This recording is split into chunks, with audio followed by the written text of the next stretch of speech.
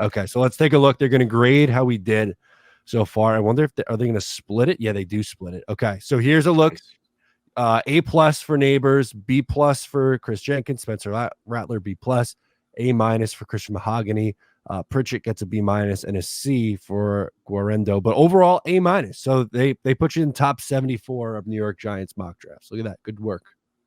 Thank you. Yeah, I like this. This looks like a good draft. Listen, it's the Rattler pick, though, is going to be the one that's very divisive for me because I know there's going to be cornerback talent, offensive line talent on the board at 70. And it's just whether or not the New York Giants are dead set on walking out of this draft with a quarterback. If they're fine walking out of the draft without a quarterback, then I think you take the best player available and you get a really good talent there. But if not, maybe you do take the flyer on Rattler and hope that he develops. I think this would be a draft I'd be happy with on Thursday. They did not like mine nearly as much. C plus. Brock Bowers gets a B plus. They did not like the Pooney pick. They called that one a reach. Same with Jordan Travis in the 4th round, but Jets don't pick again to 185, and there's no quarterbacks left at that point, so we had to do it. They don't like McKinley. They did like the value on Omar Brown and the C plus for Mayan Williams. I think it's a little harsh.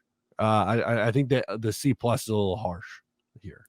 It's a little harsh. I like the Pooney pick better than PFF does because of the versatility that you mentioned. I think you're getting a potential starter at more than one position there, depending on how things shape out. But I think this just highlights how tough it's going to be for Joe Douglas, how much work he has cut out for him if he doesn't trade down at some point in this draft, because the long gaps between those picks, 1st round to 3rd round, you've got 4th round to 6th round.